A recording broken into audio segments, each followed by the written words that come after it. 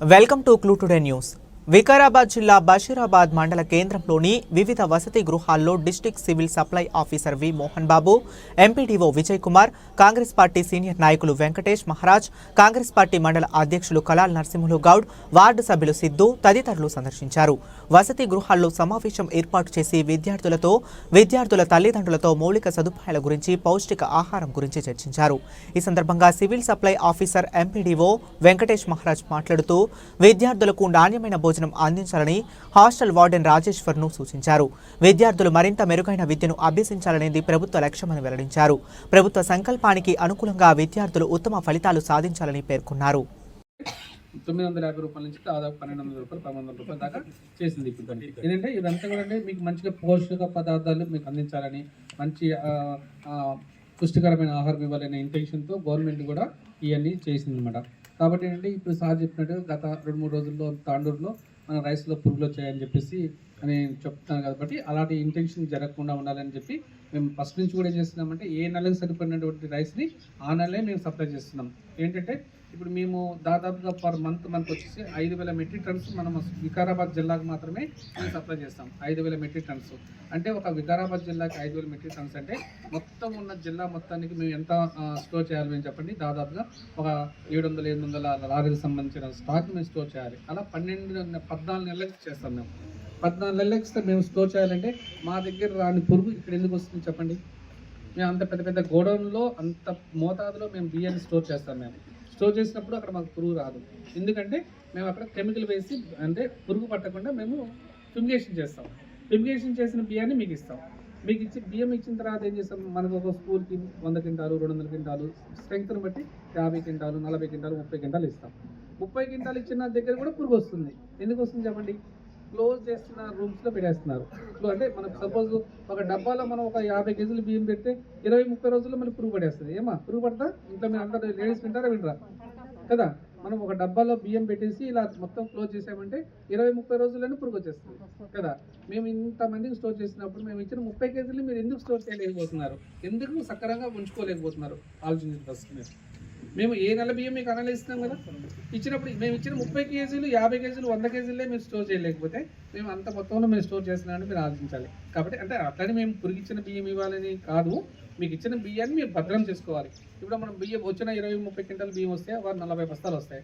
ఇలా భూమి మీద వేసేయకూడదు. కింద ఏదైనా పట్టా వేసి ఆ పట్టాకి తడి తగలకుండా ఉంటే పురుగు రాదు. మళ్ళీ తర్వాత డోర్స్ మొత్తం క్లోజ్ చేసి పెట్టేస్తే కూడా ఆటోమేటిక్గా పురుగు వచ్చే ఛాన్స్ ఉంటుంది మనకి. అందుకని ఓపెన్గా ఉంచాలి. ఓపెన్గా ఉన్నప్పుడు ఏమవుతుందంటే మనకి పురుగు పట్టే ఛాన్స్ లేదనమాట. అదొకటి. రెండోది ఇప్పుడు ఇందాక కొన్ని ఏమన్నారు పేరెంట్స్, అన్నం ముద్ద అవుతుంది అన్నారు. ఇప్పుడు కరెక్ట్గా మనకి ఏంటి జనవరి డిసెంబర్ మాసంలో ఏంటంటే మనకి కొత్త సీజన్ వస్తుంది. కొత్త బియ్యం వస్తాయి మనకి. ఇప్పుడు కొత్త బియ్యం వచ్చినప్పుడు ఆటోమేటిక్గా మన ఇంట్లో వండుకున్నా కూడా ముద్ద వస్తుంది మనకి కదా. అన్నము కొత్త సీజన్ కాబట్టి ఇది ముద్ద వద్దు. కాబట్టి వచ్చిన బియ్యంలో కొద్దిగా అంటే వాటర్ కంటెంట్స్ తగ్గించి దాంట్లో కొద్దిగా ఆయిల్ వేసి మనం వండించాలి. ఆయిల్ వేసి వండాలి. ఎప్పుడు కూడా మనకి డిసెంబరు జనవరి మాసంలో మనకి కొద్దిగా కొత్త బియ్యం వస్తాయి. కాబట్టి ఆ కొత్త బియ్యం వండే క్రమంలో ఇక్కడ వంట వండే వాళ్ళు ఎవరు మెయిన్ అసలు కామెంట్ వాళ్ళు పెట్టి ఆ పిల్లల్ని మన దగ్గర పంపించారు ఎక్కడి నుంచో కదా. కాబట్టి వాళ్ళు మంచిగా చూసుకోవాల్సిన బాధ్యత వార్డెన్ పైనే ఉంది. ఓకేనా. వార్డెన్ ఏం చేయాలి, నీ కంట్రోల్లో ఉన్నటువంటి కామాటి వాళ్ళని వంట వండే వాళ్ళు ఏం చేయాలంటే వాళ్ళు నీట్గా వండుతున్నారా లేదా చూడాలి. అంటే వండిన పదార్థాల మీద మూతలు పెట్టాలి ఎప్పుడు కూడా. ఎందుకంటే పైనుంచి ఎవరు పడకుండా బల్లులు. ప్రభుత్వము చాలా మట్టుకు అన్ని సౌకర్యాలు మనకు ఇంటికంటే ఇంట్లో ఉండే భోజనానికి లాంటి సౌకర్యాలు మనకు అందజేస్తున్నారు. టైం మీద మన అన్నం కానీ, పండ్లు కానీ, గుడ్లు కానీ, పిల్లలు ఆరోగ్యంగా ఉంటే మంచి చదువుకొని మంచి పదవిలో పెద్దగా ఆఫీసర్లు కావాలని, అందుకే వాళ్ళకి ఇచ్చిన సౌకర్యాలు సరిగ్గా ఉపయోగించుకోవాలని వార్డెన్ గారితో మేము కూడా రిక్వెస్ట్ చేస్తున్నాము. అన్నీ వాళ్ళకు అందజేయాలి. కంటామినేటెడ్ ఫుడ్ ఇవాళ రేపు కొద్దిగా మధ్యలో మన తాటలో కూడా హాస్టల్లో పిల్లలకు కొద్దిగా ఫుడ్ పాయిజన్ లాగా కొద్దిగా బాధపడ్డారు. అలాంటివి ఎందుకంటే చిన్న ప్రాణం చిన్న ఇది వాళ్ళకి తట్టుకునే శక్తి ఉండదు. కాబట్టి వాళ్ళకు కొద్దిగా హెల్తీ ఫుడ్ లేట్లో మంచి కడిపించి మీ స్టాఫ్తోని వాళ్ళకి హెల్తీ వాటరు, మినరల్ వాటరు, తర్వాత వాళ్ళ పేరెంట్స్ ఎప్పుడైనా వచ్చిన ఇన్ఫెక్షన్ వాళ్ళకు కూడా ఆ పిల్లల మీద ఉన్న ప్రేమతో వస్తే వాళ్ళకు కూడా అటెండ్ చేసి వాళ్ళకు కూడా భోజనం పెట్టి, ఇక్కడ మీరు అన్నట్టు కొద్దిగా డైనింగ్ రూమ్ అన్నారు, డైనింగ్ హాల్ అన్నారు, అది మేము మా ఎమ్మెల్యే గారి దృష్టికి తీసుకొచ్చి ఆయన ఇలాంటి దానికి అన్నిటికీ ముందుంటాడు మనోరెడ్డి గారు. మేము చెప్పి ఆయన దృష్టికి తీసుకొచ్చి ఇవి తొందరగా ఈ సౌకర్యాలు మీకు అందజేస్తామని మేము కూడా హామీ ఇస్తున్నాము. అట్లనే ఇప్పుడు ముఖ్యంగా మన ముఖ్యమంత్రి రేవంత్ రెడ్డి గారు వచ్చిన తర్వాత పిల్లల ఆరోగ్యము వాళ్ళ భవిష్యత్తు కోసము ప్రభుత్వము చాలా శూన్యంగా చూసి వాళ్ళకు మంచి దారిలో పెంచాలి, మంచిది అన్ని అవైలబిలిటీస్ ఉండాలని, వాళ్ళకు ముందు ఎదగాలని చెప్పి వాళ్ళకి ఇచ్చిన సౌకర్యాలు. మీరు స్టాఫ్ కోఆపరేషన్తో ఏదైనా ఇక్కడ ఉన్న ప్రాబ్లమ్స్ ఇబ్బంది ఉంటే కూడా లోకల్లో మేము ఉన్న వాళ్ళకి కూడా మేము మీకు సహాయపడతాం, వస్తుంటాం పోతుంటాం. మీరు దయచేసి వాళ్ళకి కావాల్సింది ఏది లోటు లేకుండా వాళ్ళకి ఇచ్చిన పండ్లు కానివ్వండి, వాళ్ళకి ఇచ్చిన గుడ్లు కానివ్వండి, అవి మళ్ళా మిస్యూజ్ కాకుండా బయటికి పోకుండా వాళ్ళకి అందజేయండి. ఇప్పుడు అది మిగిలితే ఒక చిన్న 3rd క్లాస్ 4th క్లాస్ పిల్లలు ఒక గుడ్డు తింటే సరిపోతుంది. 5th 6th 7th అలాంటి పెద్దోడు ఎవరిని ఉంటే ఒక 2 తింటే కూడా ఇవ్వండి. ఉంటే మిగిలితే వేస్ట్ చేయకుండా వాళ్ళకి మంచిగా ఆరోగ్యంగా మీరు పెంచాలి, మంచిగా చూసుకోవాలని మీ అందరితో కోరుతున్నాను. మళ్ళీ థ్యాంక్ యూ. స్కీమ్ స్టార్ట్ చేశారు. చూసిన కదా ఇంతకుముందు వారానికి ఒక ఎగ్గు పెట్టదు, ఇప్పుడు 5 సార్లు పెడతారు. అంటే మీకన్నా బాగా చూసుకున్న బాధ ఇప్పుడు వీళ్ళకే పెట్టింది. అర్థమైందమ్మా? మీకన్నా బాగా చూసుకోవాలి. పేరెంట్స్ మీరు బాగా కష్టపడుతారు, వాళ్ళ పనుల వాళ్ళు ఉంటారు, పిల్లల ఆరోగ్యం పట్టించుకోరు, టైంకు తిండి పెట్టాలనే ఉద్దేశంతో గవర్నమెంట్ చేసేది కొద్దిగా డబ్బు పెంచండి, పెంచితే వీళ్ళకి కొద్దిగా ఎక్కువ మంచి ఫుడ్ వస్తుంది అన్న ఉద్దేశంతో ఇంతకుముందు ఒకటి ఇచ్చే బదులు ఇప్పుడు 5 ఇస్తున్నారు.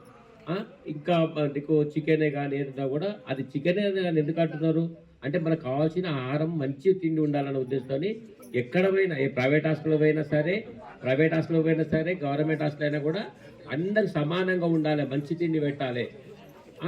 ప్రతిదీ కూడా పేరెంట్స్ కూడా వచ్చి మధ్య మధ్యలో మీరు అడగండి. అడిగి మీ పిల్లలు ఏ విధంగా చదువుతున్నారు, ఏ విధంగా ఫుడ్ ఎట్లుందని కూడా మీరు చెక్ చేసుకోవచ్చు. ఏమైనా ప్రాబ్లం ఉన్నా కూడా మా దృష్టికి తీసుకురావాలి, మా దృష్టి తీసుకురండి. ఇక్కడ వాడినది చాలా మంచి వస్తారు, నిజంగా చెప్తున్నా.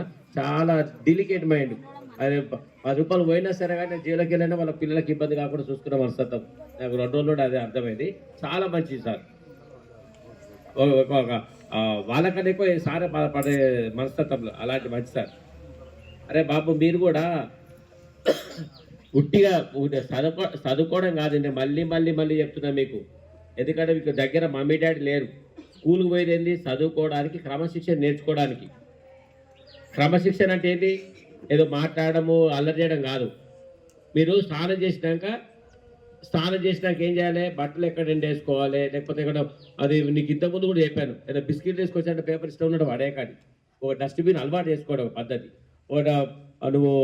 నేను నిన్న కూడా చూశాను, లేచిండ్రు ఆ బెడ్షీట్ అట్లా పెట్టి వెళ్ళిపోయారు మొత్తం. అవునా? నిన్న చూసిన కదా, 2 ఉండే కదా, అట్లా పెట్టిపోయారు. దానివల్ల ఏమవుతుంది? ఆ బెడ్షీట్ అట్లా పడేసిపోయినావు కదా, దాంట్లో దోమలు దూరుతాయి. అరే బాబు మీకే చెప్పేది, దోమలు దూరుతాయి. దోమలు చూసినా మళ్ళీ నువ్వు నైట్ పడుకున్నప్పుడు వచ్చి మిమ్మల్ని కుడితే ఏమవుతుంది? మళ్ళీ జ్వరం వస్తుంది, మళ్ళీ మీ పేరెంట్స్ వస్తారు, డాక్టర్కు డబ్బులు ఖర్చు అవుతాయి, నీ క్లాసులు పోతాయి, క్లాసులు వినడానికి కూడా ఇబ్బంది అవుతుంది. మీరు అరే బాబు మీకు మళ్ళీ చెప్పేది, మీరు క్రమశిక్షణ నేర్చుకోండి, శుభ్రత నేర్చుకోండి. మంచి ఫుడ్ ఇస్తున్నారు, మంచి అన్ని ఫెసిలిటీస్ ఉన్నాయి, మీకు తాగడానికి మంచి మినరల్ వాటర్ ఇస్తున్నారు. అర్థమైందా?